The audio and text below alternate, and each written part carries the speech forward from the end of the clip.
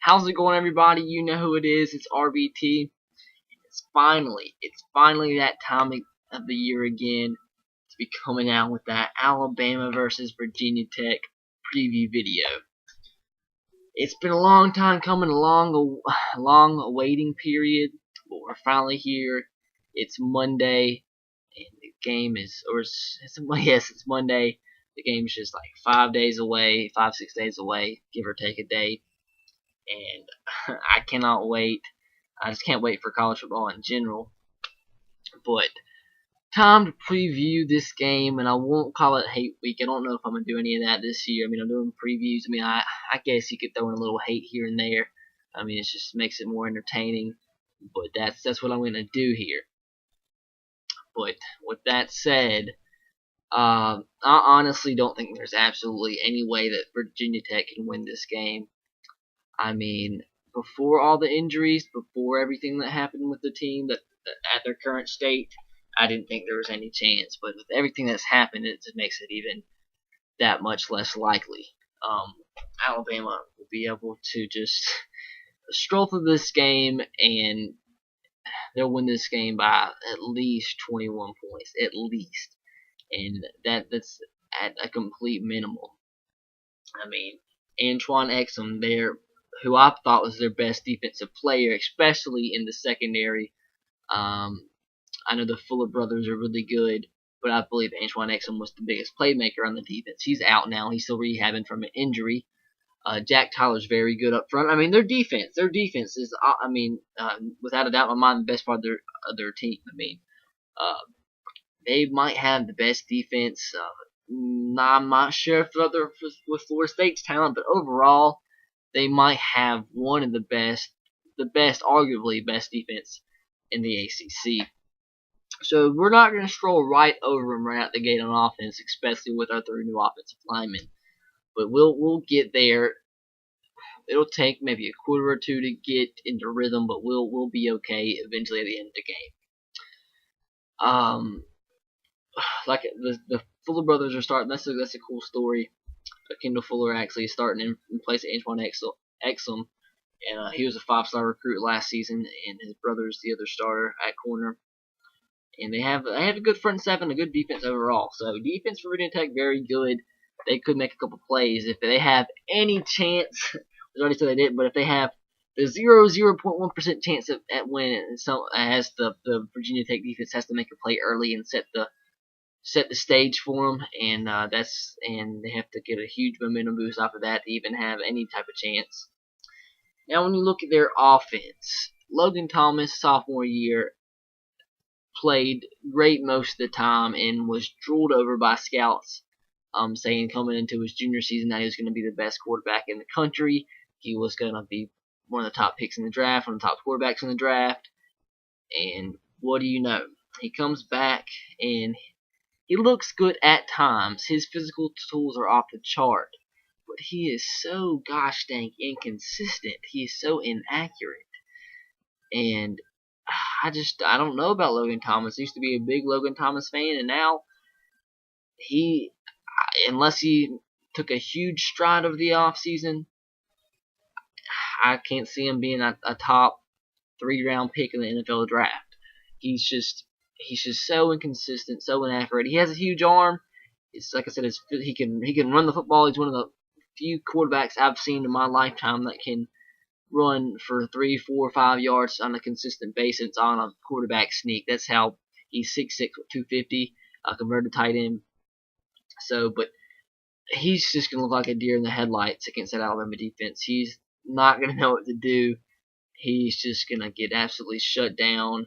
I mean, the running back situation, I can't even keep up with how many running backs have got hurt or been suspended or whatever in the situation for the Virginia Tech running backs. They have a walk-on freshman starting at fullback. Take what you want from that. J.C. Coleman thinks he's going to be back, but that's not for sure, and that would be their best bet at running back right now. I can't even tell you the other running backs who are going to play because they're so far down on the depth chart. The only receiver that I believe is a playmaker is DJ Coles. And, I mean, over the last couple of years, they've had some good wide receivers go through there, but they're all gone now. But DJ Cole's the only receiver I'm worried about at all. But being covered by the corners at Alabama, Geno Smith is out, but we'll be just fine. Our secondary is gonna be fine. We're gonna be okay. We're gonna win this game by 21 plus. Our offense, I think will come out a little bit sluggish, but when they get on point, and they will, maybe early on in the second quarter, they will be unstoppable. Our offense is the best it's been in the Saban era by far. Maybe the best offense that we've ever had here at Alabama. That said, I don't want it to be a repeat of 2010, which we had probably on paper the best team in all of college football that year, but that's the only year we haven't made the national championship in since Saban's been here, aside from his first 2 seasons, which I guess you can say the last 5 seasons, or last 4 or 5 seasons. That's the only year we haven't made the national championship, and that's probably our most talented team right there. So this is, I think, the most talented team we've had so far. And I think they've learned from that experience not to take everything for granted, and that will be the case again. But you always got to keep that in the back of your mind that it's a possibility, but I don't think it's likely. And our offense, the best from, if you just look, put all the wide receivers together, 1 through 8, however many wide receivers we have that are going to play, I believe it's the best group in America. Might not be like the best 1-2 punch, but it's going to be overall the best wide receiver core in America. We got to see how DeAndre White can bounce back after his injury. I mean, everybody forgets about him. He was our best receiver before Amari Cooper was discovered by the country. And you bring him back in there along with Dawson Fowler, who's the starting H-back, who everybody else forgets that we had a walk-on starting H-back once Dawson Fowler went down last season. And he'll be back.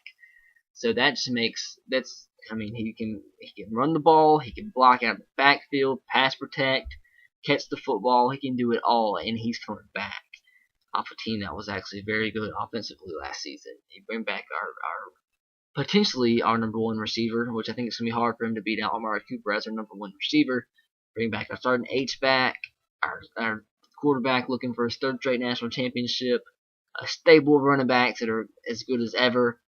TJ Yeldon, Derrick Henry, D. Hart's looking good now, very good at running back. Kenyon Drake. You can just go on and on and on, and all the depth, and the depth is so, it's ridiculous, that the depth that we built up. It takes a while as a fan to really understand what's going on here at Alabama, but there's no chance Virginia Tech's gonna win. Logan Thomas struggles against average defenses, put him up against Alabama's defense, and he's going to look pathetic.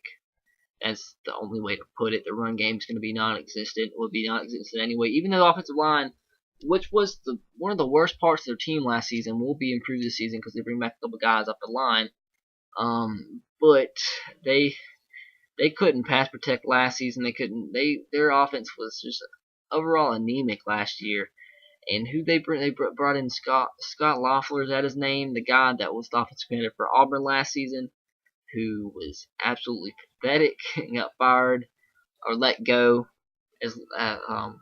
along with Gene Chizik. So I don't know what they were thinking there. It's going to be a bad offensive team, I believe, unless Logan Thomas made tremendous, and by tremendous I mean by tremendous strides in the offseason. There's no way. I'll actually have a bet with Don B310. I haven't seen him come out with a preview video yet. I could be wrong. I could have missed it. But we have a bet that if Alabama wins this game by more than 21, that he actually has to pull a Miley Cyrus and twerk on a wall. But as he's twerking, he has to recite the Itsy Bitsy Spider song. Okay, that's out of the bet. Now, if they lose, if they win more than 21, he has to do that. If they win by less than 20, I have to do that. And if they win by 20, neither of us have to do anything. So that's what we're looking at for the bets surrounding this game. So I hope you're watching this, Don V. Don't forget about it. I think I mentioned this to him on Twitter a while back. just to remind him of it. He already accepted it before, just reminding him of it. Haven't heard much from him since. But anyways, there you go, guys. Let me know what you think is going to happen in this game in the comment section below. Let me know what you think the score is going to be. Be sure to subscribe to my channel if you haven't already. Follow me on Twitter at S3RTR. Have a great day. Roll Tide, go Sox, and go Titans to you. See you later.